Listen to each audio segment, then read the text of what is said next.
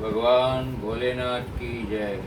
આપણા હૃદય કમળ પર ભગવાન શિવજીનું આવાહન કરીએ.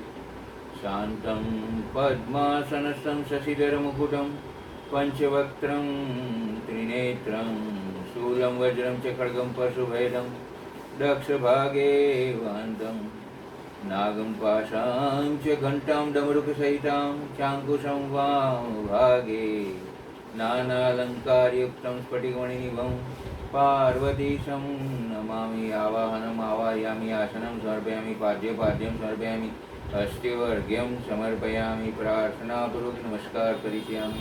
શ્રી પંચાક્ષરથી ભગવાનની સ્તુતિ કરીએ. નાગેન્દ્રહારાય ત્રિલોચનાય ભસ્માંગરાગાય મહેશ્વરાય નિત્યાય શુદ્ધાય દિગંબરાય તસ્મૈ નકારાય નમઃ શિવાય. મંદાકિની સલિલ ચંદન ચર્ચિતાય નંદીશ્વરાય પ્રમથનાથ મહેશ્વરાય મંદાર પુષ્પ બહુ પુષ્પ સુપૂજિતાય તસ્મૈ મકારાય નમઃ શિવાય. શિવાય ગૌરી વદનાવૃંદ સૂર્યાય દક્ષાધ્વરનાશકાય શ્રીનીલકંઠાય વૃષધ્વજાય તસ્મૈ સિકારાય નમઃ શિવાય.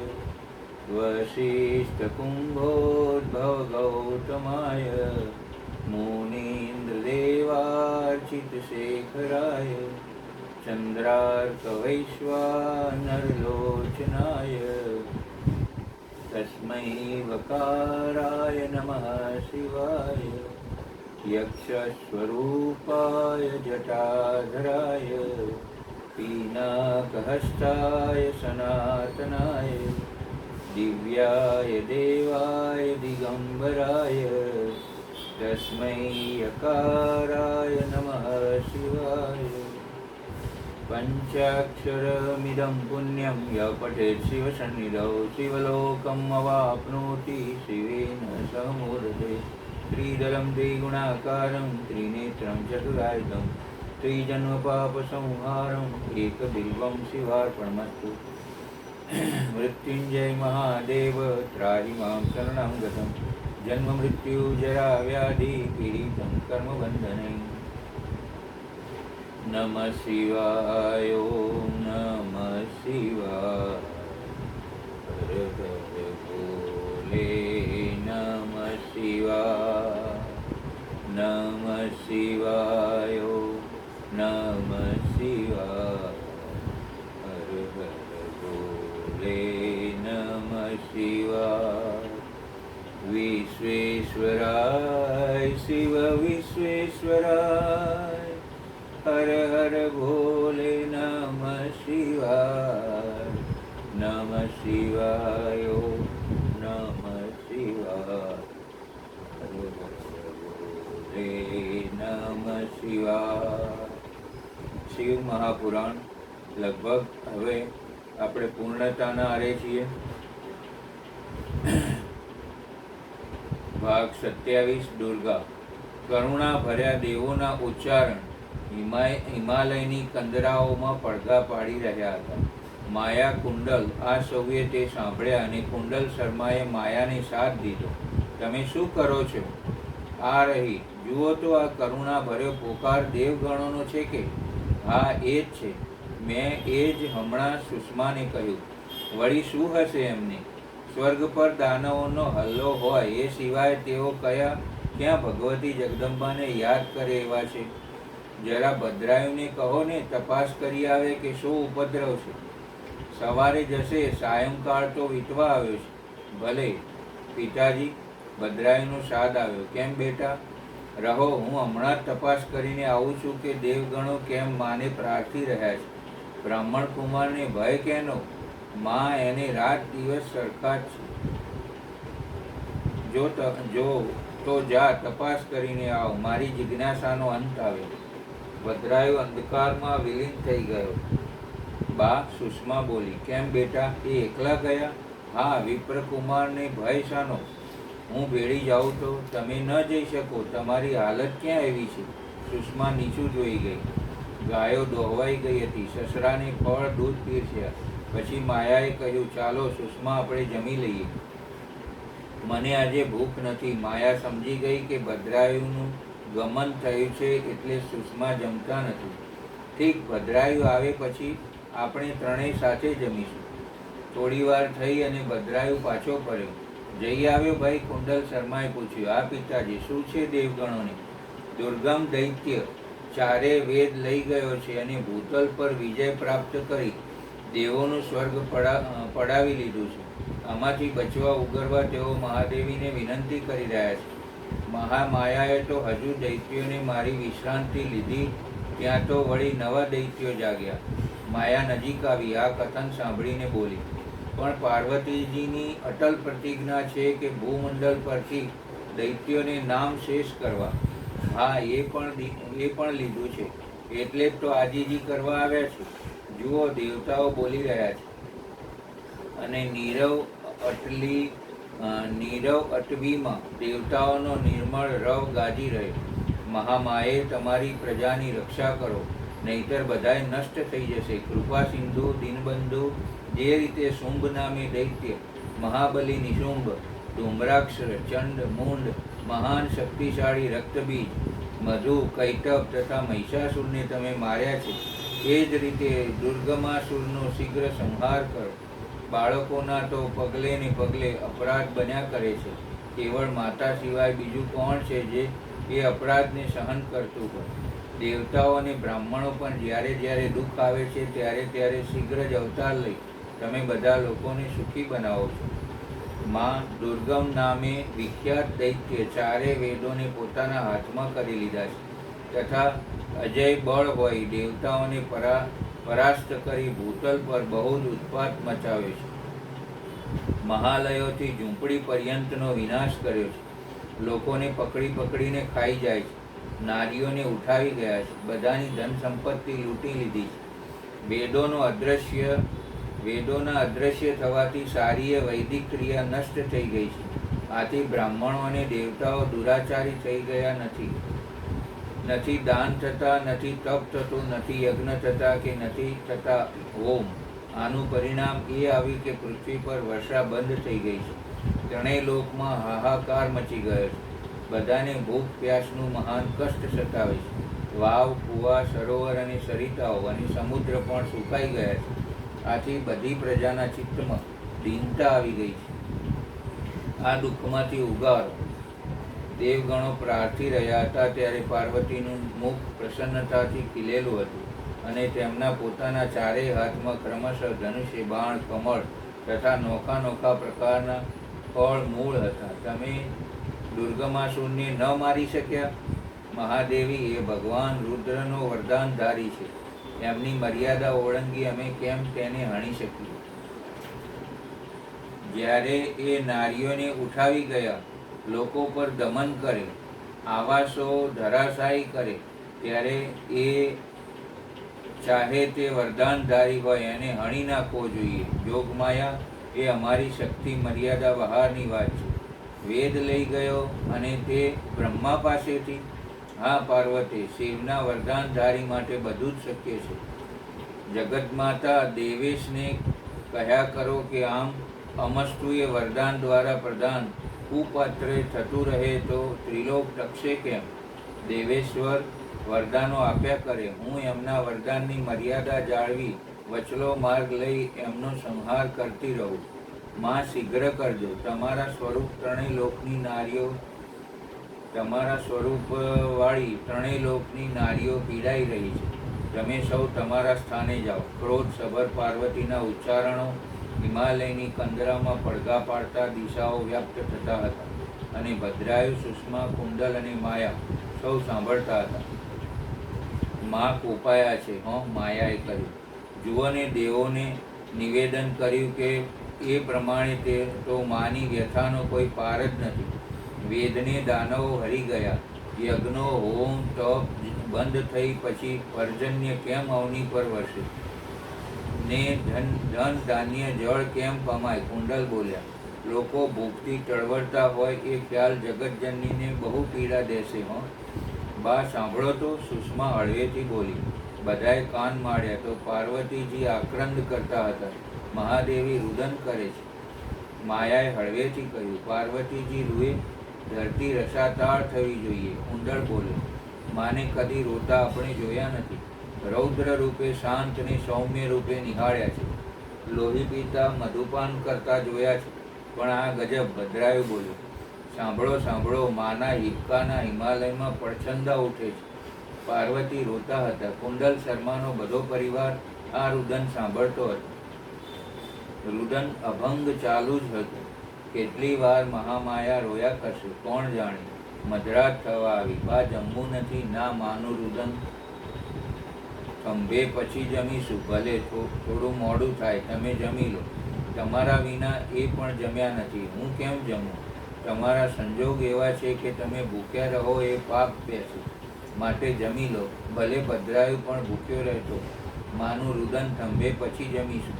અને પાર્વતી રોતા હતા. ત્રિલોક એ રવે છવાતું હતું. મધરાત ભાંગી, પ્રભાત પ્રગટ્યું. જગદંબાનું રુદન વણથંભ્યું હતું. માયા કુંડળે કહ્યું. કેમ?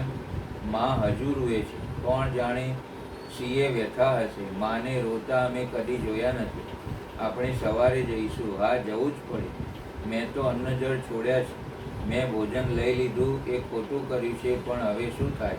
કાલથી હું પણ અન્ન પાણી નહીં થવું. ભદ્રાયુ પણ ભૂખ્યો જ રહ્યો છે.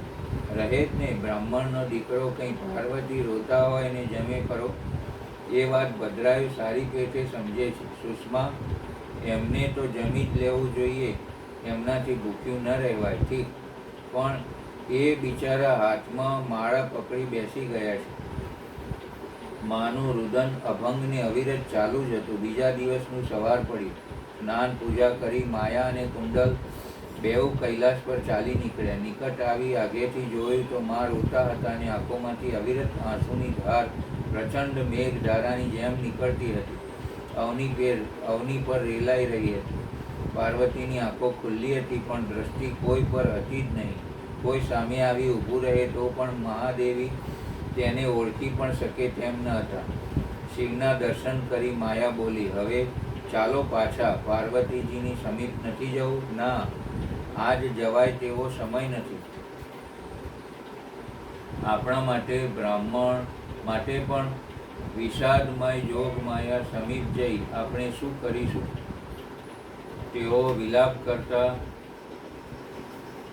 વિલાપ કરતા તો છાના રહે તેમ નથી. છતાં છાના રાખવું આપણું ગજું પણ નથી. માયાએ કુંડલને કહ્યું. ચાલો. નમીને દંપતી પાછા ફર્યા.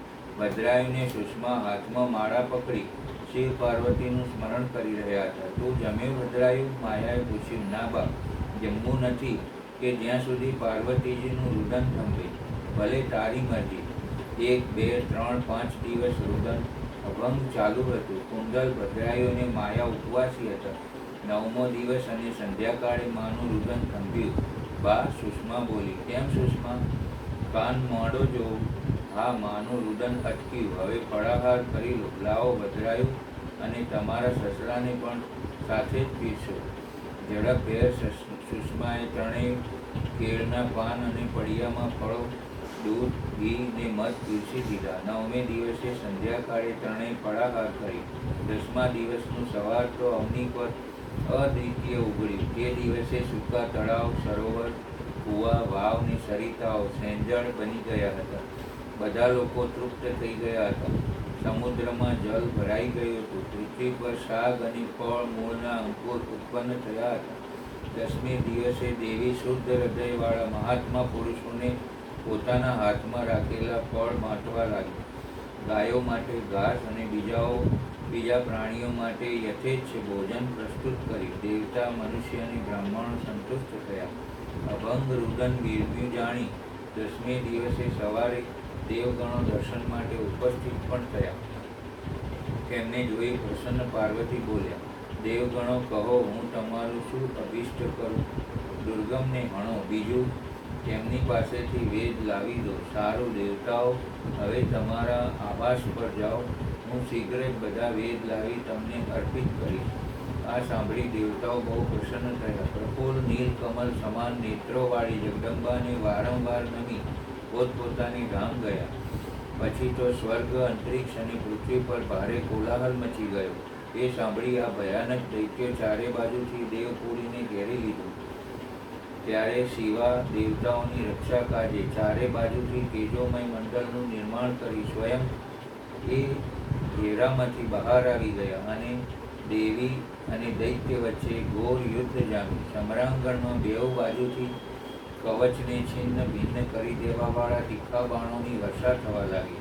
આ જ સમયે દેવીના શરીરમાંથી સુંદર રૂપવાળી કાલી, તારા, છિન્નમસ્તા, શ્રીવિદ્યા, ભુવનેશ્વરી, ભૈરવી, બગલા, જુમા, શ્રીમતી, ત્રિપુર સુંદરી અને માતંગી આ 10 મહાવિદ્યાઓ અસ્ત્ર-શસ્ત્ર લઈને નીકળી. તે પછી દિવ્ય મૂર્તિવાળી અસંખ્ય માતૃકાઓ પ્રગટ થઈ. એ તમામે પોતાના મસ્તક ઉપર ચંદ્રમાનો મુગટ ધારણ કર્યો. એ તમામ વિદ્યુત સમાન દીપ્તિમતી દેખાતી હતી. એ પછી આ માતૃગણો સાથે દૈત્યોના ભયંકર યુદ્ધનો આરંભ થયો. એ તમામે મળી એ ગૌરવ, એ રૌરવ અર્થાત દુર્ગમ દૈત્યની સૌ અક્ષૌહિણી સેનાને નષ્ટ કરી લીધી. એ પછી દેવીએ ત્રિશૂળની ધારથી તે દુર્ગમ દૈત્યને મારી નાખ્યું. એ દૈત્ય જળમાંથી ખોદાયેલ વૃક્ષની જેમ પૃથ્વી પર પડી ગયો અને તેની પાસેથી વેદ લઈ દેવતાઓને આપી દીધા. તે લેતા દેવગણોએ સ્તુતિ કરવા માંડી. અંબિકે, આપે અમારા માટે અસંખ્ય નેત્રોથી યુક્ત રૂપ ધારણ કર્યું હતું. એથી મુનિજન આપને શતાક્ષી કહેશે. આપના શરીરથી ઉત્પન્ન થયેલ શાકો દ્વારા આપે બધા લોકોનું ભરણ પોષણ કર્યું છે. એથી આપની શાકંભરીના નામથી આપની ખ્યાતિ થશે. શિવે, આપે દુર્ગમ નામે મહાદૈત્યનો વધ કર્યો છે. તેથી લોકો આપની કલ્યાણમયી ભગવતીને દુર્ગા કહે છે. યોગ નિદ્રે આપને નમસ્કાર છે. જ્ઞાનદાયિની આપને નમસ્કાર છે. આપ જગન્માતાને વારંવાર નમસ્કાર છે. તત્વમસી આદિ મહાવાક્યો દ્વારા જે પરમેશ્વરીનું જ્ઞાન થાય છે તે અનંત કોટી બ્રહ્માંડોનું સંચાલન કરવાવાળી ભગવતી દુર્ગાને વારંવાર નમસ્કાર છે. માતા, આપના સુધી મન, વાણી અને શરીરની પહોંચ થવી કઠિન છે. સૂર્ય, ચંદ્રમા અને અગ્નિ આ ત્રણેય આપના નેત્ર છે. અમે આપના પ્રભાવને જાણતા નથી, એથી આપની સ્તુતિ કરવામાં અસમર્થ છે. સુરેશ્વરી માતા, શતાક્ષી છોડીને બીજું કોણ છે જે અમારા જેવા અમરો ઉપર દ્રષ્ટિપાત કરી દયા કરે? દેવી, આપ સદાય એવા જ પતિ કરવો જોઈએ કે ત્રણેય લોક નિરંતર વિઘ્ન બાધાઓથી તિરસ્કૃત ન હો. આપ અમારા શત્રુઓને નાશ કરતી રહો. આ સાંભળી મહાદેવી બોલ્યા, દેવતાઓ જેમ વાછરડાઓને જોઈ ગાયો વ્યગ્ર બની ઉતાવળી એની સામે એની તરફ દોડે છે, એ જ રીતે હું તમને બધાને જોઈ વ્યાકુળ થઈ દોડતી આવું છું. તમને ન જોવાથી મારી ક્ષણ પણ યુગ બની જાય છે, યુગ સમાન વીતે છે. હું તમને મારા બાળક સમાન સમજું છું અને તમારા માટે મારા પ્રાણ પણ દઈ દઉં છું. તમે લોકો મારા પ્રતિ ભક્તિભાવથી સુશોભિત હો, તેથી તમારે કોઈ ચિંતા કરવી જોઈએ નહીં. હું તમારી સારી આપત્તિઓનું નિવારણ કરવા સારું સદૈવ ઉદ્યોગ છું. જે રીતે પૂર્વકાળમાં તમારી રક્ષા માટે મેં દૈત્યોને માર્યા છે, એ જ રીતે આગળ પણ અસુરોનો સંહાર કરીશ. તેમાં તમારે સંશય કરવો નહીં. આ હું સત્ય કહું છું. ભવિષ્યમાં જ્યારે પુનઃ શુંભ અને નિશુંભ નામના બીજા દૈત્યો થશે, એ સમયે હું યશોમયી દેવી નંદપત્ની યશોદાના ગર્ભથી યોનિજ રૂપ ધારણ કરી ગોકુલમાં ઉત્પન્ન થઈશ અને યથા સમય એ અસુરોનો વધ કરીશ. નંદની પુત્રી હોવા કારણ એ સમયે મને લોકો નંદજા કહેશે. જ્યારે હું બ્રહ્મણનું રૂપ ધારણ કરીશ, અરુણ નામે અસુરનો વધ કરીશ, ત્યારે સંસાર મને ભ્રામરી કહેશે. પછી હું ભયંકર રૂપ ધારણ કરી રાક્ષસોને ખાવા જઈશ એ સમયે મારું ભીમા દેવી નામ પ્રસિદ્ધ થશે. જ્યારે જ્યારે પૃથ્વી પર અસુરો તરફથી બાધા ઉપસ્થિત થશે ત્યારે ત્યારે હું અવતાર લઈ પ્રજાજનોનું કલ્યાણ કરીશ, એમાં સંશય નથી. જે દેવી શતાક્ષી કહેવાય છે, આથી બધી તેજ શાકંભરી મનાય છે તથા એને દુર્ગા કહી છે. ત્રણેય નામો દ્વારા એક જ વ્યક્તિનું પ્રતિપાદન થાય છે.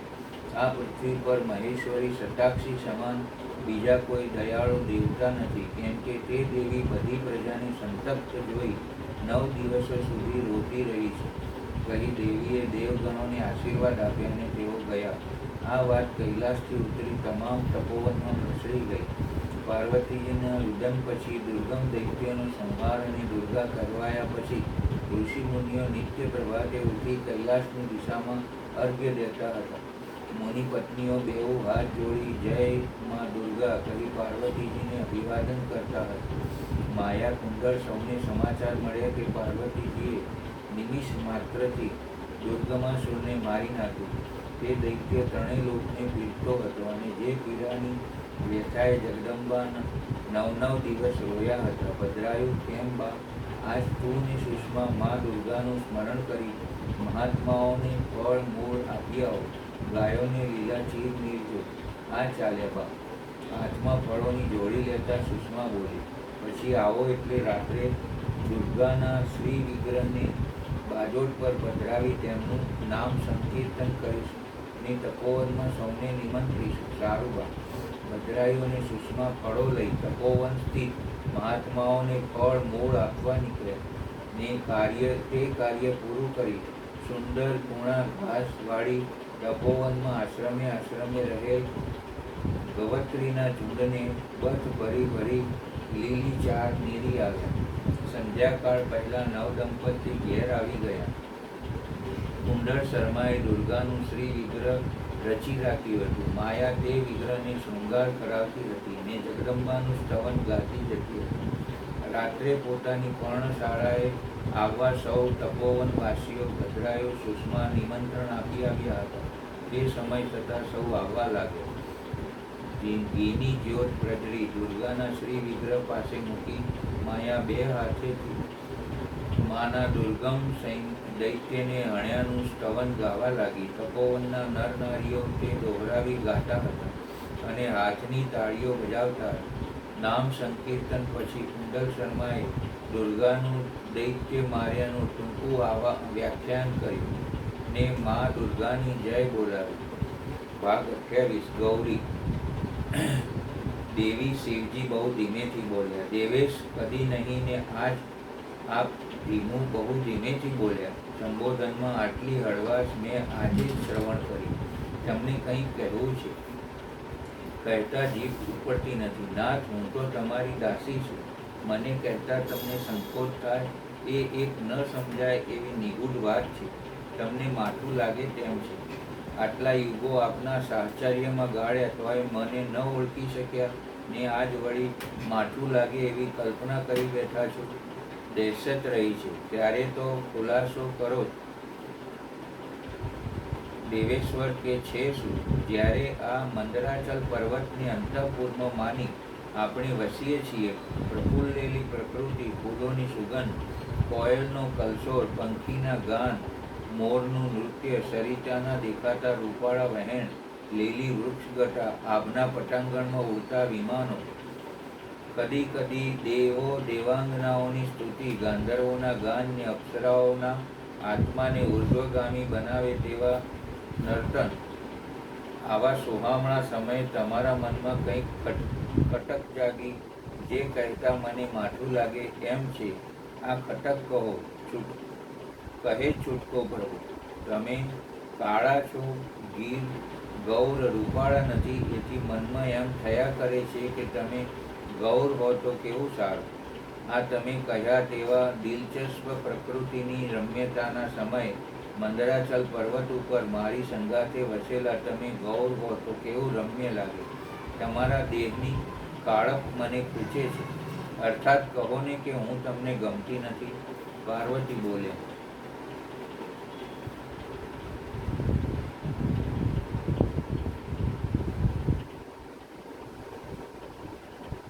પાર્વતી બોલ્યા, હા દેવી, આ જ ખટક હતી ને એ જ. નાથ, તો જો મારા આ કાળા રંગ ઉપર આપનો પ્રેમ ન હતો તો આટલા લાંબા સમયથી આપની શિક્ષાનું આપ કેમ દમન કરી રહ્યા હતા? કોઈ સ્ત્રી બહુ સર્વાંગ સુંદર કેમ ન હોય? જો પતિનો તેના પર અનુરાગ ન હોય તો અન્ય સમસ્ત ગુણોની સાથે એનો જન્મ લેવો વૃથા છે. સ્ત્રીઓની આ સૃષ્ટિ જ પતિના ભોગનું પ્રધાન અંગ છે. જો એ તેનાથી વંચિત થઈ ગઈ તો તેનો બીજો ક્યાંય ઉપયોગ થઈ શકે છે? તેથી આપે એકાંતમાં જેની નિંદા કરી છે તે વર્ણને ત્યાગી હવે હું બીજો વર્ણ ગ્રહણ કરીશ અથવા સ્વયં મટી જઈશ, કહેતા શૈયા પરથી ઊભા થઈ ગયા. અરે દેવી દેવી, શિવજી બોલ્યા, દેવેશ, હું ગૌરવર્ણી બનીને જ આવીશ. આપ મને તપસ્યા કરવા જવા સારું રજા આપો. પ્રિય, મેં મનોવિનોદ સારું જ આ વાત કરી છે. મારા અભિપ્રાયને ન જાણી તમે કોપ કેમ કરી રહ્યા છો? જો તમારા પર મારો પ્રેમ નહીં હોય તો બીજા કોના પર હોઈ શકે છે? તમે જ આ જગતની માતા છો, હું પિતા તથા અધિપતિ છું. તો પછી તમારા પર મારો પ્રેમ ન હોય એ કેમ સંભવી શકે? આપણા બેઉનો પ્રેમ શું કામદેવની પ્રેરણાથી થયો છે? ના, કેમ કે કામદેવની સૃષ્ટિ તો મેં સાધારણ લોકોને રતિ માટે કરી છે. કામદેવ મને સામાન્ય દેવતા સમાન માની મારો કંઈક તિરસ્કાર કરવા માંડ્યો હતો, તેથી મેં તેને ભસ્મ કરી દીધો. આપણા બંનેના આ લીલા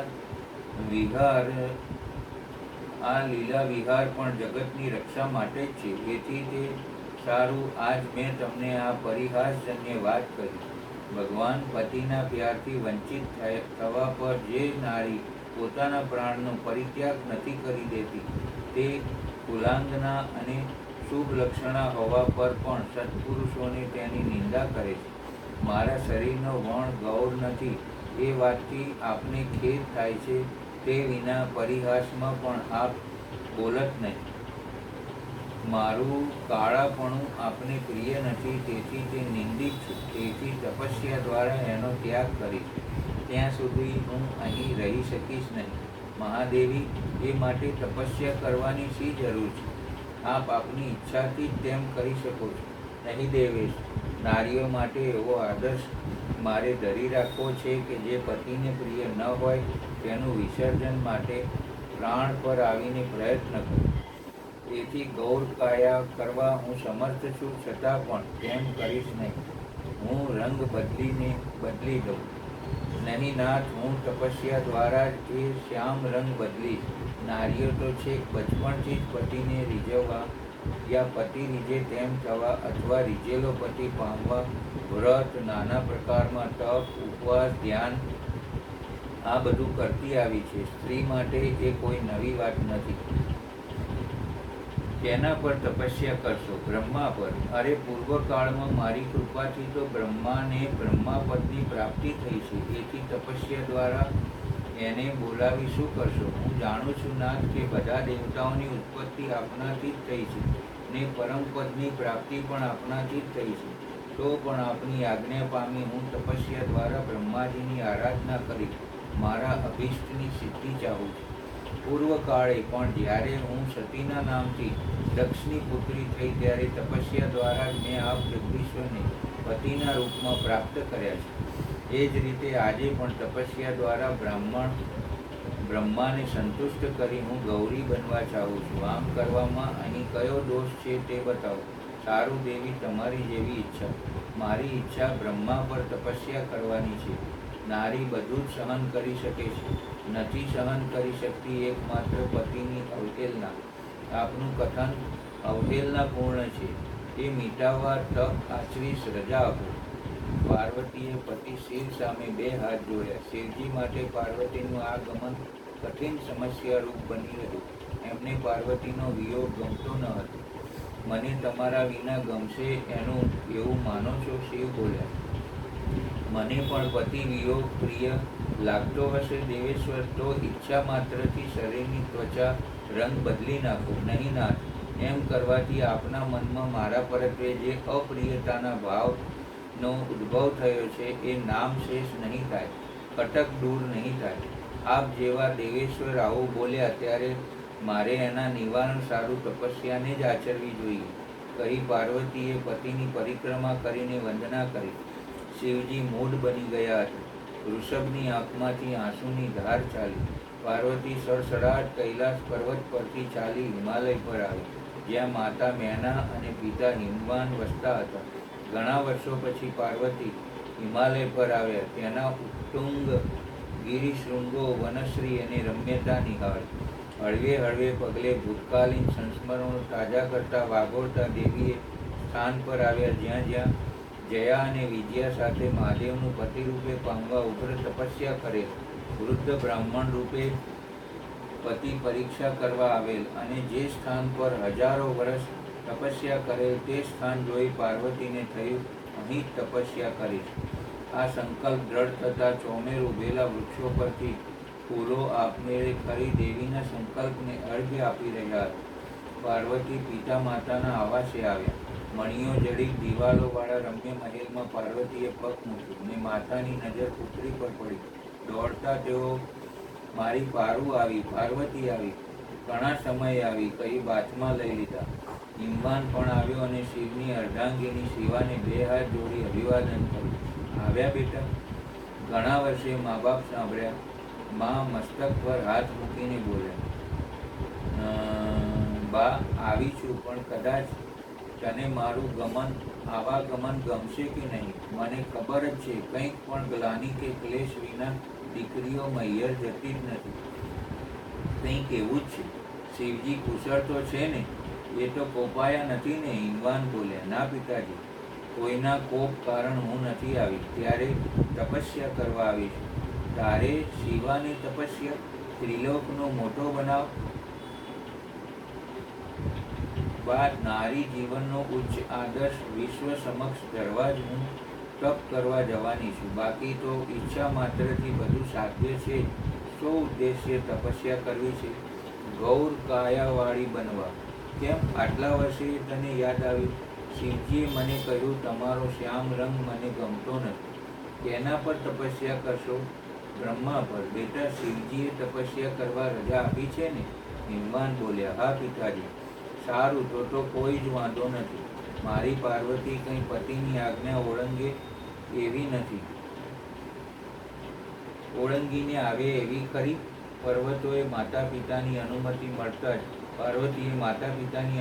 મળતા જ અંગ ઉપંગ ઉપરથી અલંકારો ઉતારી ભોંય પર મૂકવા માંડ્યા. અલંકારો ઉતરે છે પાર્વતી. મા મેનાવતી બોલ્યા, હા બા, તપસ્વીની બનીને જ તપ કરીશ. વલ્કલો પહેરીશ, માથે જટા રાખીશ, ઉગ્ર ઝાડ તાપ વર્ષા કરીશ ને બ્રહ્માને પ્રસન્ન કરીશ. તારા મનોરથ પૂર્ણ હો. મેનાએ આશીર્વાદ આપ્યા. અલંકારો ઉતારી પાર્વતી જે સ્થાનમાં પ્રથમ તપ કરતા હતા તે સ્થાનમાં આવી અને વલ્કલો પહેરી ઘોર તપ આચરવા સંકલ્પ કર્યો. મનોમન પતિનું સ્મરણ કરી ભગવાન શંકર જ બ્રહ્માનું રૂપ ધારણ કરી મારી તપસ્યાનું ફળ મને આપશે, આવો દ્રઢ સંકલ્પ કરી પ્રતિદિન તપસ્યામાં લાગી રહ્યા. અને શિવાને તપ કરતા બ્રહ્માજી કેટલા દિવસ જોઈ રહે. દેવો સાથે બ્રહ્માજી આવીને ઊભા અને જાણે કશું જાણતા જ ન હોય તેમ અજાણ્યા બની બોલ્યા, અરે મહાદેવી, તમે અહીં? ભગવાન સદાશિવ ક્યાં છે? હું અહીં તપસ્યા કરું છું બ્રહ્માજી. શિવજી કૈલાસ પર બિરાજે છે. તપસ્યા દ્વારા આપ કયા અભિષ્ટની સમીક્ષા કરી રહ્યા છો? તપસ્યાના સંપૂર્ણ ફળની સિદ્ધિ તો આપને આધીન જ છે. જે સમસ્ત લોકોના સ્વામી છે તે પરમેશ્વરને પતિ રૂપમાં પામી આપે તપસ્યાનું સંપૂર્ણ ફળ પ્રાપ્ત કરી લીધું છે. પરંતુ આશ્ચર્યની વાત એ છે કે આપ આટલા દિવસોથી મહાદેવજીના વિરહનું કષ્ટ કેમ સહી રહ્યા છો? જ્યારે સૃષ્ટિના આદિકાળમાં મહાદેવજીથી ઉત્પત્તિ સાંભળી છે ત્યારે બધી પ્રજામાં પ્રથમ હોવા કારણ આપ મારા પિતામહ છો. મંદરાચલ પર્વત પર મારા સ્વામી સાથે મારા શરીરના કાળાપણા માટે જે વૃત્તાંત થયો તેથી મારા અંગનું કાળાપણું મિટાવવા ને ગૌર કાયાયુક્ત બનવા ચાહું છું. જે ગૌર દેહ બન્યા પછી હું પુનઃ મારા પતિ પાસે જઈ શકું અને પતિ વિયોગના દુઃખમાંથી ત્રાણ પામી શકું. દેવી, આટલા સારું આપે આ ઘોર તપ કરી બ્રાહ્મણ નારીઓ માટે પતિ પરાયણતાનો આદર્શ સજીવન રહે તે સારું મેં આ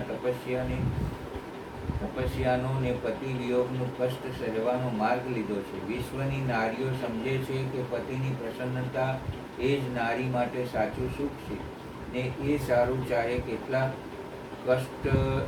સંકટો બરદાસ્ત કરવા નારીઓએ સૌભાગ્યશાળીની સ્ત્રીઓએ તત્પર થવું જોઈએ. એ એકમાત્ર ઉદ્દેશ સારું તપસ્યા કરું છું. આપની મનોચ્છા પૂર્ણ હો. પાર્વતી ઉઠ્યા કે એમના અંગ પરની ત્વચામાંથી ઝડપભેર એક દેવી પ્રગટ થઈ ગયા, જે શ્યામ વર્ણા હતા. દેવી આજ્ઞા જગદંબા. પ્રગટેલા દેવી પાર્વતી પરત્વે બે હાથ જોડી બોલ્યા, તમારું નામ કૌશિકી રહેશે. તમારું કર્તવ્ય દાનવોની હત્યા રહેશે. ભલે મહામાયા, તમારી આજ્ઞા પ્રમાણે જ વર્તીશ ને વિચરીશ. અંગ પરથી કાળી ત્વચા દૂર થતાં જ ભગવતી પાર્વતીની કાયા ગૌર બની ગઈ. મહાદેવી, મને હવે રજા આપો. પધારો બ્રાહ્મણ. બે હાથ જોડી પાર્વતી બોલ્યા, આપના અભિષ્ટની પૂર્તિ થઈ ગઈ. આપ હવે શિવજી પાસે સીધાઓ. માતા પિતા પાસે જઈ સત્વરે હું મંદરાચલ પહોંચીશ, પણ આપ આ કૌશિકીને સાથે લઈ જાઓ. જ્યાં દૈત્યોનો ઉપદ્રવ હશે ત્યાં આ કન્યા તેનો સંહાર કરશે. બળ બુદ્ધિ ને તેજમાં એ મારી બરાબર જ હશે. બ્રહ્માજી કૌશિકીને લઈ પોતાના લોકમાં ગયા. પાર્વતી ગૌરવર્ણા બની માતા પિતા પાસે આવ્યા.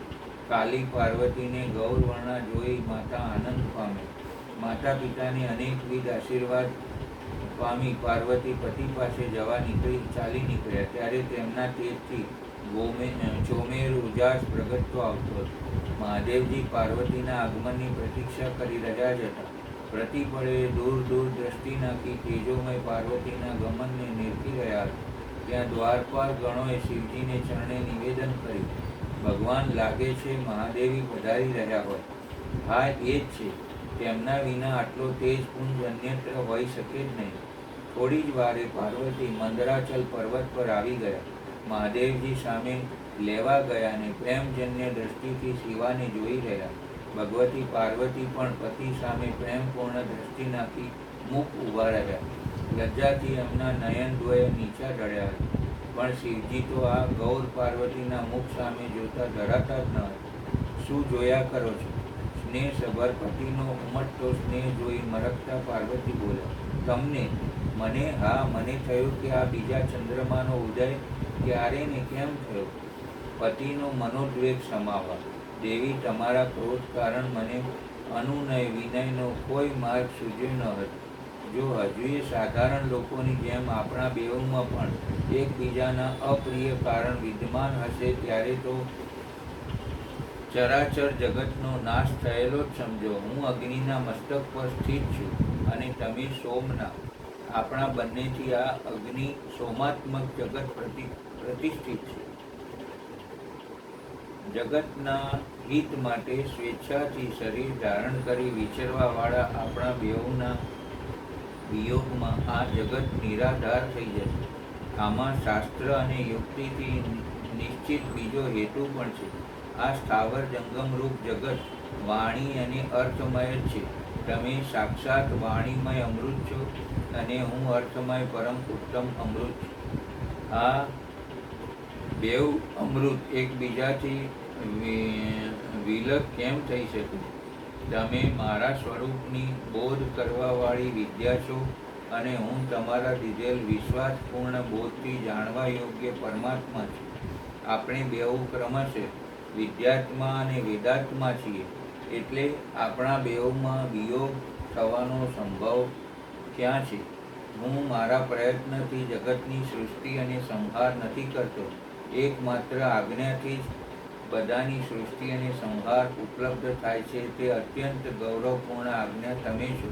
ઐશ્વર્યનો એકમાત્ર સાર આજ્ઞા છે, કેમ કે તે જ સ્વતંત્રતાનું લક્ષણ છે. આજ્ઞાથી વિષયુક્ત થવા પર સારું ઐશ્વર્ય કેવું? આપણા બેઉનું એકબીજાથી વિલગ થઈ રહેવું કદી સંભવિત જ નથી. દેવતાઓને દૈત્યો પીડે છે. આ દૈત્યોનો નાશ તમારાથી યા તમારા સ્વરૂપથી જ થઈ શકે તેમ છે. એટલે તમારામાંથી અન્ય સ્વરૂપમય દેવીના પ્રાગટ્ય સારું મેં તે દિવસે લીલાપૂર્ણ વ્યંગમય વચનોમાં તમને કાલી કહ્યા હતા. તમારાથી આ વાત કદી જ અજ્ઞાત ન હોઈ શકે, છતાં તમે મારા પર કોપાયમાન કેમ બન્યા? એટલે મારે એ જ કહેવું પડશે કે તમે મારા પર ક્રોધ કરો ને તપસ્યા કરવા ગયા. કૌશિકી ઉત્પન્ન થઈ એ ત્રિલોકના હિત માટે જ, કેમ કે તમારામાં એવી કોઈ વાત નથી જે પ્રાણીઓના અનર્થ કરવાવાળી હોય. આ રીતના પ્રિય વચન બોલવાવાળા સાક્ષાત પરમેશ્વર શિવ પ્રતિ શૃંગાર રસના સારભૂત ભાવોની પ્રાકૃતિક જન્મભૂમિ દેવી પાર્વતી પોતાના પતિએ કરેલ આ મનોહર વાત સાંભળી લજ્જાવશ કોઈ ઉત્તર ન દઈ શકે. બ્રહ્મા આદિ દેવતાઓએ શિવ પાર્વતીનું આ સુભગ મિલન જોતા હતા અને સાંભળતા હતા. તેઓ હવે શિવજીની સામે આવી ઊભા રહી નમીને ચાલતા થયા. ત્યારે વાટમાં ઇન્દ્રે બ્રહ્માને કહ્યું, વિધે ભગવાન શિવે મહાદેવી જોડેના વાર્તાલાપમાં સારુએ વિશ્વ અગ્નિ અને સોમમય જણાવ્યું, તેનું હાર્દ શું? દેવરાજ રુદ્રદેવની જે ઘોર તેજોમય શરીર છે તેને અગ્નિ કહે છે અને અમૃતમય સૌમ્ય શક્તિનું સ્વરૂપ છે. કેમ કે શક્તિનું સ્વરૂપ શાંતિકારક છે. જે અમૃત છે તે પ્રતિષ્ઠા નામે કલા છે. બધા સૂક્ષ્મ ભૂતોમાં તેજ બંને રસ અને તેજ છે. તેજની વૃત્તિ બે પ્રકારની છે, એક સૂર્યરૂપા અને બીજી અગ્નિરૂપા. આ જ રીતે રસવૃત્તિ પણ બે પ્રકારની છે, એક લોભરૂપિણી, બીજી જલરૂપિણી. તેજ વિદ્યુત આદિના રૂપમાં ઉપલબ્ધ થાય છે, તથા રસ મધુર આદિના રૂપમાં. તેજ અને રસના ભેદોએ આ ચરાચર જગતને ધારણ કરી રાખ્યું છે. અગ્નિથી અમૃતની ઉત્પત્તિ થાય છે અને અમૃત સ્વરૂપ ઘીથી અગ્નિની વૃદ્ધિ થાય છે. એથી અગ્નિ અને સોમને દીધેલ આહુતિ જગત માટે હિતકારક છે. શસ્ય સંપત્તિ હવિષ્યનું ઉત્પાદન કરે છે. વર્ષા શસ્યને ચડાવે છે. આ રીતે વર્ષાથી હવિષ્યનો પ્રાદુર્ભાવ થાય છે, જેનાથી અગ્નિ સોમાત્મક જગત ટક્યું છે. અગ્નિ ત્યાં સુધી ઉપર પ્રજ્વલિત થાય છે જ્યાં સુધી સોમ સંબંધી પરમ અમૃત વિદ્યમાન છે, અને જ્યાં સુધી અગ્નિનું સ્થાન છે ત્યાં સુધી સોમ સંબંધી અમૃત નીચે ઝરે છે. તેથી કાલાગ્નિ નીચે છે અને શક્તિ ઉપર. જ્યાં સુધી અગ્નિ છે તેની ગતિ ઉપરની તરફ છે, અને જે જલનું આપ્લાવન છે તેની ગતિ નીચેની તરફ છે. આધાર શક્તિ એ જ આ ઉર્ધ્વગામી કામાગ્નિને ધારણ કરી રાખે છે, તથા નિમ્નગામી સોમ શિવ શક્તિના આધાર પર પ્રતિષ્ઠિત છે. શિવ ઉપર છે અને શક્તિ નીચે, તથા શક્તિ ઉપર છે અને શિવ નીચે. આ રીતે શિવ અને શક્તિએ અહીં બધું કંઈ વ્યાપ્ત કરી રાખ્યું છે. વારંવાર અગ્નિ દ્વારા જલાવાયેલું આ જગત ભસ્મસાત થઈ જાય છે. એ અગ્નિનું વીર્ય છે. ભસ્મને જ અગ્નિનું વીર્ય કરે છે. જે આ રીતે ભસ્મના શ્રેષ્ઠ સ્વરૂપને જાણી અગ્નિ ઇત્યાદિ મંત્રો દ્વારા ભસ્મથી સ્નાન કરે છે, તે બંધાયેલો જીવ પાસથી મુક્ત થઈ જાય છે. અગ્નિના વીર્યરૂપ ભસ્મને સોમે આયોગ યુક્તિ દ્વારા ફરી આપ્લાવિત કરી, એથી એ પ્રકૃતિના અધિકારમાં ચાલી ગઈ.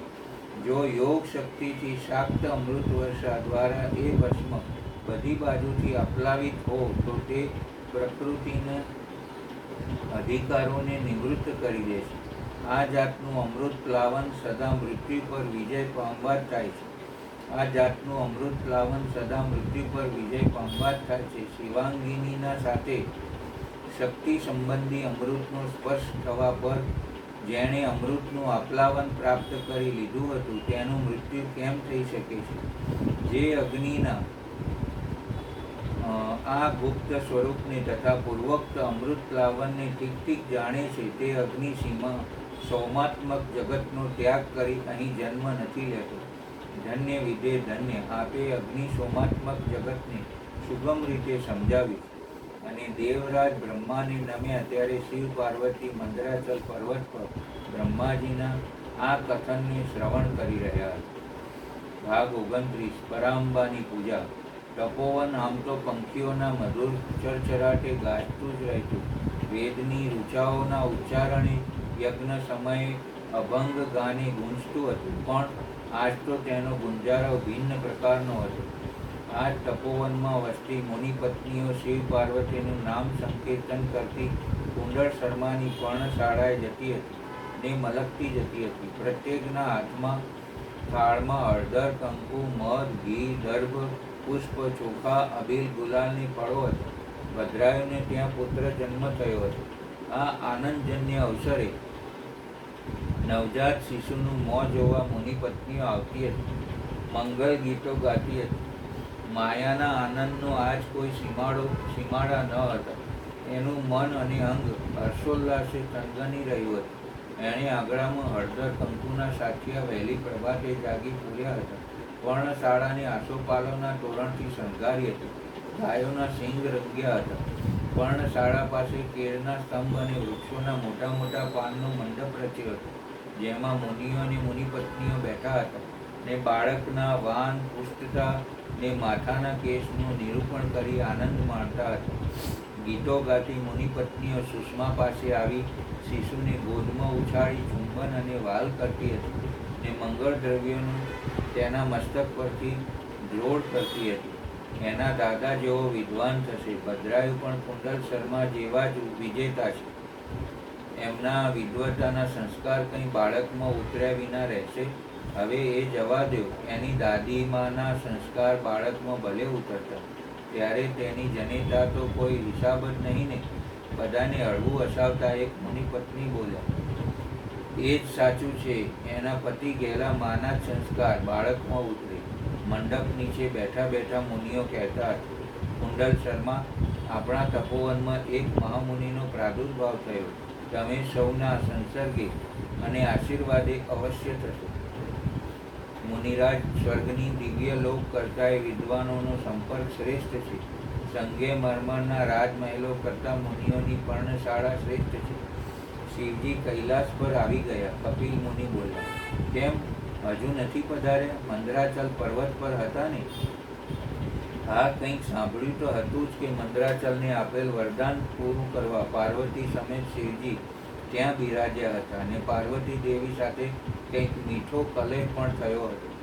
માયા ત્યાં મુનિગણોનું અભિવાદન કરવા આવ્યા. તે નમી આ વાત સાંભળવા એક કેળના સ્તંભે આડાશે ઊભા રહ્યા. કલહ અને તે વળી શિવ પાર્વતી વચ્ચે? બને જ નહીં. અને હોય તોય તે લીલા માત્ર. પણ કંઈક કથો તો મુનિરાજ. અમે તો આ વાતથી અજ્ઞાત છીએ. જાણે કે વાત એવી છે કે શિવ પાર્વતી મંદરાચલના અંતઃપુરમાં બિરાજતા હતા. ત્યાં શિવજીએ પાર્વતીને કહ્યું, તમે કાળા છો. હે? શિવજી મહામાયાને આવું કહ્યું? બધા સામતું બોલી ઉઠ્યા. હા, પછી તો જગદંબા કોપાયા હશે. ના, પતિના પરત્વે કંઈ પાર્વતી રોષે ભરાય? એમણે નમીને શિવને કહ્યું, દેવેશ, પતિને ગમતું જે નારી આચરણ ન કરે તેનો અવતાર વ્યથા છે. એટલે મને આપની ગમતી ગોર કાયાયુક્ત બનવા તપસ્યા કરવા રજા આપો. હાલે લે. પાર્વતીએ તપસ્યા કરવા નિવેદન કર્યું. જો કે શિવજીએ સમજાવ્યા, પણ પાર્વતી સ્ત્રીહટ પાસે હારી ગયા. રજા આપીને પાર્વતીજીએ બ્રહ્મા પર તપ કર્યું. વરદાન પામ્યા અને પોતાના અંગની શ્યામ ચામડીમાંથી કૌશિકી નામે શ્યામ દેવી પ્રગટ કરી. દૈત્યોના સંહાર માટે તે બ્રહ્માને સોંપી ગૌર કાયાવાળી બની મંદરાચલ પાછા ફરે ને હવે સાંભળ્યું છે કે કૈલાસ પર આવી ગયા છે. મહાદેવી આ સાંભળતા હતા. તેમના અંગ પર આ વાત સાંભળી ધ્રુજારી વછૂટી ગઈ. એ સોચવા લાગે કે આખર તો અમે નારી, અમારી આવી દશા. માયાએ આવી સુષ્માને વાત કરી, આપણે કૈલાસ જવું છે હમણાં જ. હા, તમે જરા હરોફરો એવા થાવ એટલે તુરત જ. હા, દેવીના દર્શન તો કરવા જ જોઈએ ને. નવજાત શિશુને પગે લગાડવા જ જવું જ જોઈએ. એમ ખરું બહેનો, પરંતુ મહાદેવી પર એક ગજબ ગુજરી ગયો. જગદંબા, મને વળી એમના પર ગજબ ગુજરે બહુ નવી વાત. આખર તો ચાહે એવા તોય આપણી સ્ત્રી જાતને પુરુષની ઈચ્છા એ જ નારીને મન આખર આજ્ઞા જેવું જ છે ને. ત્યારે મહાદેવી માટે હતું શું? એમની ચામડી કાળી હતી એટલે દેવેશે કહ્યું, તમે કાળા છો, મને ગમતા નથી. એટલે દેવીનું નારીત્વ ગવાયું ને બ્રહ્મા પર તપ આદરી ગૌર દેહ પામી પાછા વળ્યા. તમે આ ત્વરિત ક્યાં જાણી આવ્યા? મંડપ હેઠળ મુનિ ગણો કથતા હતા. હું અભિવાદન કરવા ગઈ ત્યારે સાંભળી ચાલી આવું છું. બા, કેમ? મેં આ બધી વાત સાંભળી. ભગવતી પાર્વતી ગૌરી બન્યા. આ ઘટનાનું ઉપલક્ષમાં આજ રાત્રે આપણે દેવી કથા રાખીએ. દેવીના વ્રત ઉપવાસની કથા વિદ્વાન મુનિરાજ પાસે શ્રવણ કર્યું. માટે તમે અહીં ઉપસ્થિત મુનિ અને મુનિપત્નીઓને વિદિત કરી દો. ભલે અહીં તમારી આજુબાજુ બેઠેલ સૌ મુનિ પત્નીઓને હું પધારવા વિનંતી કરું છું અને મુનિ સમાજમાં ભદ્રાયુને પાઠવું છું. માયા બહાર નીકળી ભદ્રાયુને આ વાત કહી. મુનિ સમાજને ઇંજન આપી આવવા કહ્યું. ભારે પ્રસન્નતાપૂર્વક ભદ્રાયુ મુનિગણોને આ નિવેદન કરી આવે. પાર્વતીના ગૌર દેહના ઉપલક્ષમાં દેવી કથા રખાયાની વાત શ્રવણથી તપોવનમાં આનંદ પ્રસરી ગયો. માયાએ રાત્રિ કથા માટે પ્રસાદ બનાવ્યો. ચંદનનો બાજો, ધૂપ, દીપ, અક્ષત, મધ, ઘી આદિ મંગલ દ્રવ્યોથી સજ્જ કર્યું. આખો દિવસ નર નારીઓની આવજા રહી હતી, જે આજ 1 મહિનો થયા મુનિ સમાજના રિવાજ પ્રમાણે ચાલુ હતું. તે સંધ્યાકાળે મંદ પડી. આજ તો ભદ્રાયુએ ગાયો દોહી પિતાને દૂધ પાયું. માયાએ ઘીના દીપકોની દીપમાળા કથા ભાગની સ્થાને પ્રગટાવી ને થોડી વારે અમલેશ્વરાનંદજી આવી ગયા. કાળી દાઢી, માથે જટા, પીતાંબર, ડોકમાં લાલ પુષ્પોની માળાવાળા સંન્યાસીએ ચંદનના બાજોટ પર બેસી સામે રેશમી વસ્ત્રોમાં વીંટાળેલ પોથી મૂકી. થોડી જ વારે શ્રોતાઓથી પર્ણશાળા પટાંગણ ખીચોખીચ ભરાઈ ગયું. અમલેશ્વરાનંદજીએ કથા શરૂ કરી. એક સમય વ્યાસજીએ બ્રહ્માપુત્ર સનત કુમારોને કહ્યું કે હે મહામતે, હું ઉમાનું પરમ અદ્ભુત ક્રિયાઓની વર્ણન સાંભળવા માગું છું. એ ક્રિયાયોગનું લક્ષણ શું છે? તેનું અનુષ્ઠાન કરવાથી કયા ફળની પ્રાપ્તિ થાય છે તથા જે પરા અંબાને અધિક પ્રિય છે તે ક્રિયાયોગ શું છે? આ બધી વાતો મને કહો. સનત કુમારે કહ્યું, મહાબુદ્ધિમાન દ્વૈપયન, તમે જે રહસ્યની વાત પૂછી રહ્યા છો તે બધી હું બતાવું છું. ધ્યાન દઈને સાંભળો. જ્ઞાનયોગ, ક્રિયાયોગ, ભક્તિયોગ, આ શ્રી માતાની ઉપાસનાના 3 માર્ગો કયા છે, જે ભોગ અને મોક્ષ દેવાવાળા છે.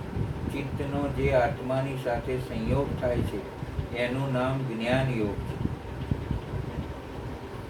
તેના બાહ્ય વસ્તુઓ સાથે જે સંયોગ થાય છે તેને ક્રિયાયોગ કહે છે. દેવીની સાથે આત્માની એકતાની ભાવનાને ભક્તિયોગ કહે છે. ત્રણેય યોગોમાં જે ક્રિયાયોગ છે તેનું પ્રતિપાદન કરી જાય છે. કર્મથી ભક્તિ ઉત્પન્ન થાય છે, ભક્તિથી જ્ઞાન ઉત્પન્ન થાય છે અને જ્ઞાનથી મુક્તિ મળે છે. આવી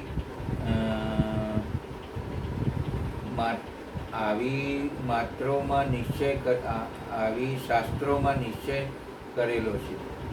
મુનિશ્રેષ્ઠ, મોક્ષનું પ્રધાન કારણ યોગ છે, પરંતુ યોગના ધ્યેયનું ઉત્તમ સાધન ક્રિયાયોગ છે. માયાં તુ પ્રકૃતિ વિદ્યમ માયાવી બ્રહ્મ શાશ્વતમ અભિન્નમ તદ્વયુગ્નાત્વા મુચ્યતે ભવબંધનમ.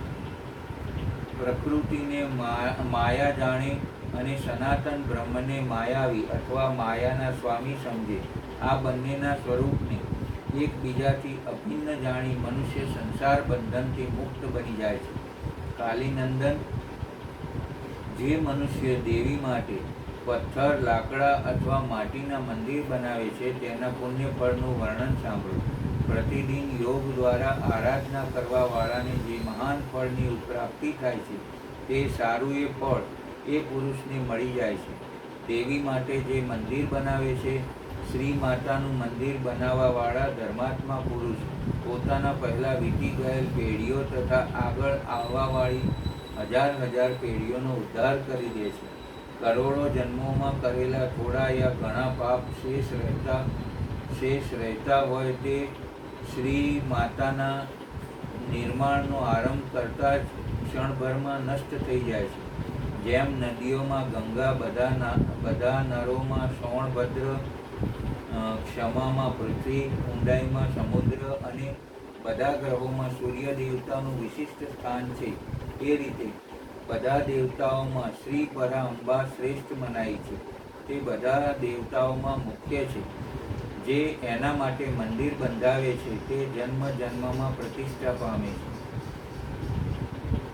કાશી, કુરુક્ષેત્ર, પ્રયાગ, પુષ્કર, ગંગાસાગર તટ, નૈમિષારણ્ય, અમરકંટક પર્વત, પરમ પુણ્યમય શ્રી પર્વત, જ્ઞાન પર્વત, ગોકર્ણ, મથુરા, અયોધ્યા અને દ્વારકા ઇત્યાદિ પૂર્ણ પ્રદેશોમાં અથવા જે કંઈ પણ સ્થાનમાં માતાનું મંદિર બનાવવા વાળો મનુષ્ય સંસાર બંધનથી મુક્ત થઈ જાય છે. મંદિરમાં ઈંટો જ્યાં સુધી જોડાયેલી યથાવત રહે છે તેટલા હજાર વર્ષ તે પુરુષ મણિદ્વીપમાં પ્રતિષ્ઠિત રહે છે. જે બધા શુભ લક્ષણોથી સંપન્ન ઉમાની પ્રતિમા બનાવે છે તે નિર્ભય થઈને અવશ્ય તેના પરમ ધામમાં જાય છે. શુભ ઋતુ, શુભ ગ્રહ અને શુભ નક્ષત્રમાં દેવીની મૂર્તિની સ્થાપના કરી યોગ માયાના પ્રસાદથી મનુષ્ય કૃત થઈ જાય છે. કલ્પના આરંભથી લઈને અંત સુધી કુળમાં જેટલી પેઢીઓ વીતી ગઈ છે અને જેટલી આવવાવાળી છે એ બધાના મનુષ્ય સુંદર દેવી મૂર્તિની સ્થાપના કરીને તારી દે છે. જે કેવળ જગદ્યોની પરા અંબાનું શરણ લે છે તેને મનુષ્ય સમજવો જોઈએ, નહીં તે સાક્ષાત દેવીનો ગણ છે. જે ચાલતા, ફરતા, સૂતા અને જાગતા અથવા ઊભા રહેતા સમય પણ ઉમા આ બે અક્ષરનું જ ઉચ્ચારણ કરે છે તે શિવાના જ ગણ છે. જે નૈમિત્તિ કે કર્મમાં પુષ્પ, ધૂપ અને દીપો દ્વારા દેવી પરા શિવાનું પૂજન કરે છે તે શિવાના ધામમાં જાય છે. જે પ્રતિદિન છાણ યા માટીથી દેવીના મંદિરને લીપે છે અથવા ઝાડુ લગાવે છે તે પણ ઉમાના ધામમાં જાય છે. જેણે દેવીના પરમ ઉત્તમ અને રમણીય મંદિરનું નિર્માણ કર્યું છે તેના કુળના લોકોને માતા ઉમા સદાય આશીર્વાદ દે છે. તે કહે છે, આ લોકો મારા છે, એથી મારામાં પ્રેમના ભાગી બની રહી 100 વર્ષ સુધી જીવે અને તેના પર કદી કોઈ આપત્તિ ન આવે. આ રીતે શ્રી માતા રાત દિવસ આશીર્વાદ દે છે. જેણે મહાદેવી ઉમાનું શુભ મૂર્તિનું નિર્માણ કરાવ્યું છે તેનો કુળના 10,000 પેઢીઓ સુધીની લોકો મણિદ્વીપમાં સન્માનપૂર્વક રહે છે. મહામાયાની મૂર્તિ સ્થાપિત કરી તેની સારી પેટે પૂજા કર્યા પછી સાધક જે મનોરથ માટે પ્રાર્થના કરે છે તે તેને અવશ્ય પ્રાપ્ત કરી લે છે. જે શ્રી માતાની સ્થાપિત કરેલી ઉત્તમ મૂર્તિને મધુર મિશ્રિત ઘીથી નવડાવે છે તેના પુણ્ય ફળની ગણના કોણ કરી શકે?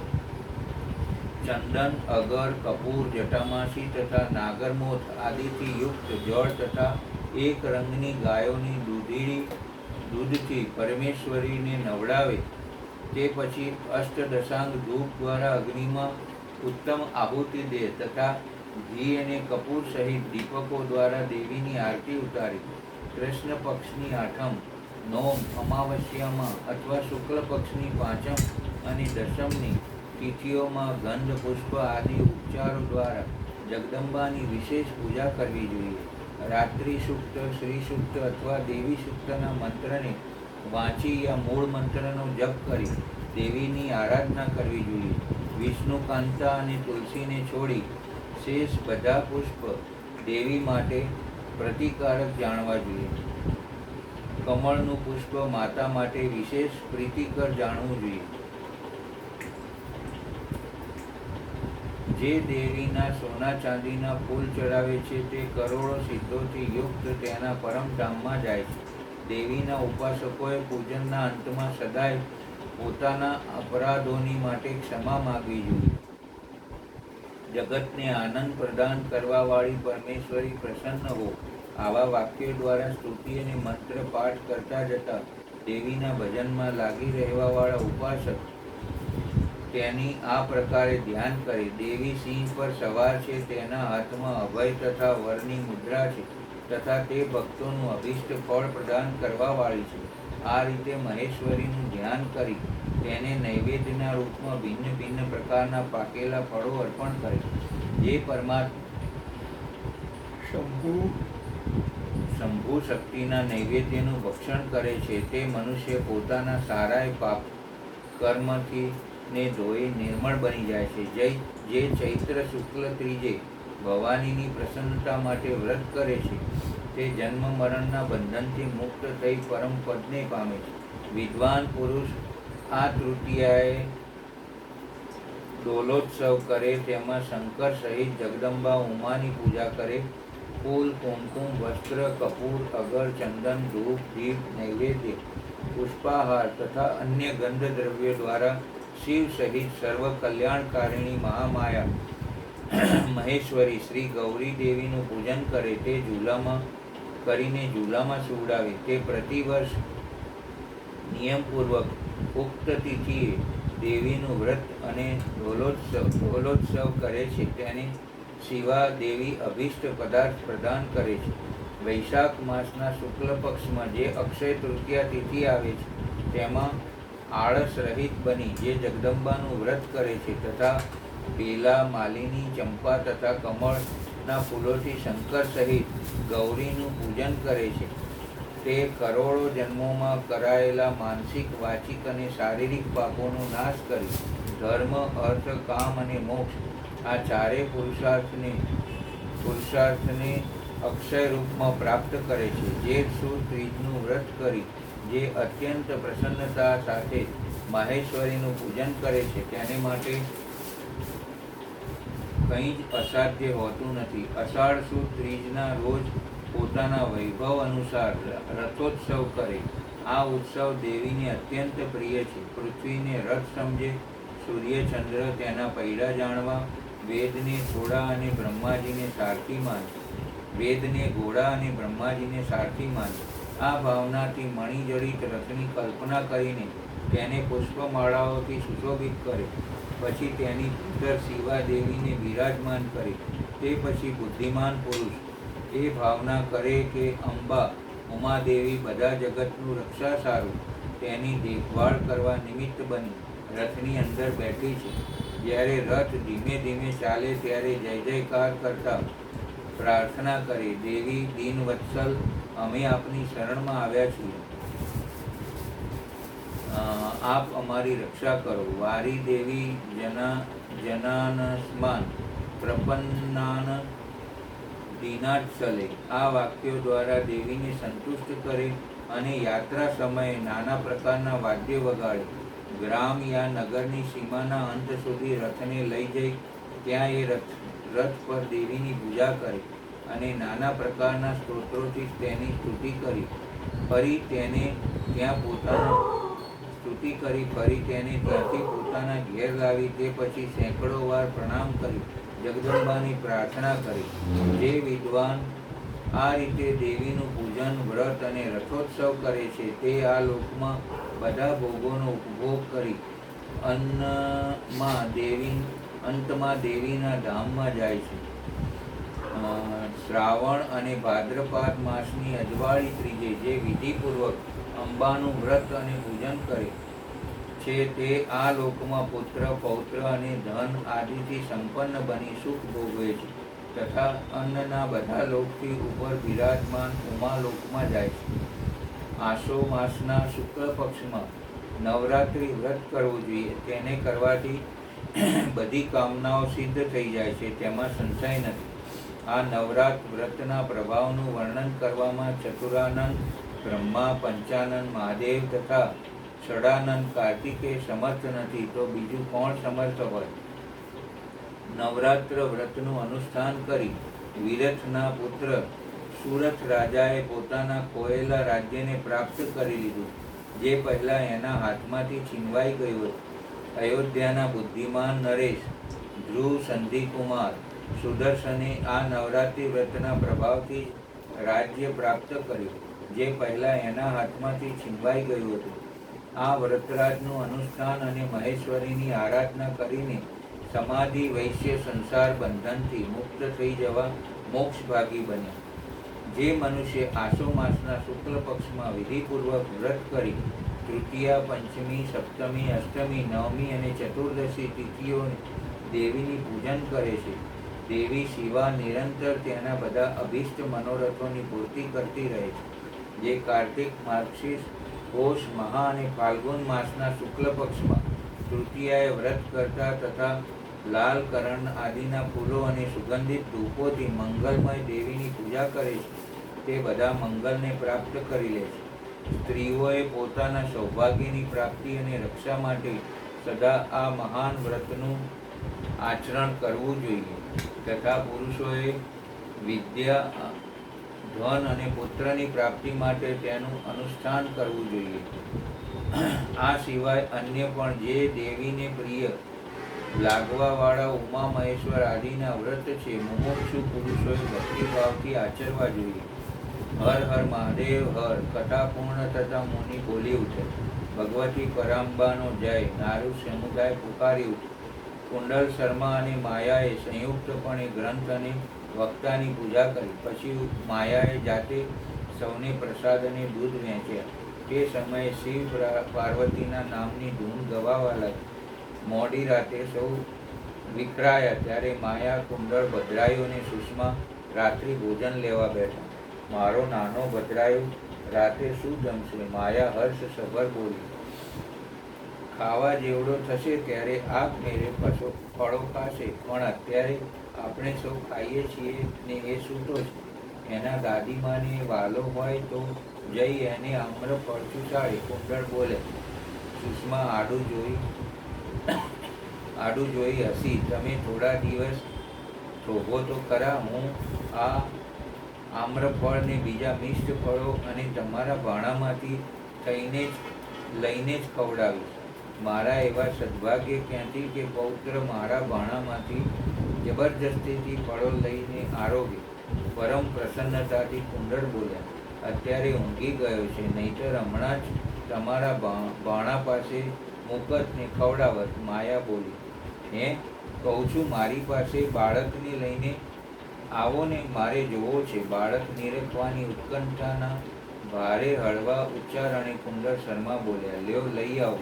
કઈ દોડતી માયા ગઈ અને દાદીમાના સ્પર્શે ઊંઘમાંથી ઝબક થઈ જાગી જઈ આંખો ઉગાડી રહ્યો. ચૂમી ભરી માયાએ તેને હાથમાં તેડી લીધો. ભાગ 30. હર હર મહાદેવ હર.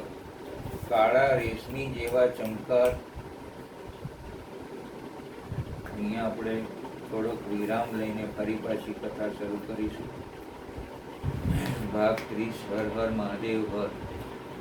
નમઃ શિવાય. ઓમ નમઃ શિવાય. હર હર બોલે. નમઃ શિવાય. વિશ્વેશ્વરાય શિવ વિશ્વેશ્વરાય. હર હર ભોલે. નમઃ શિવાય. નમઃ શિવાય. નમઃ શિવાય. હરે હર ભોલે. નમઃ શિવાય. ભગવાન ભોલેનાથ की जय.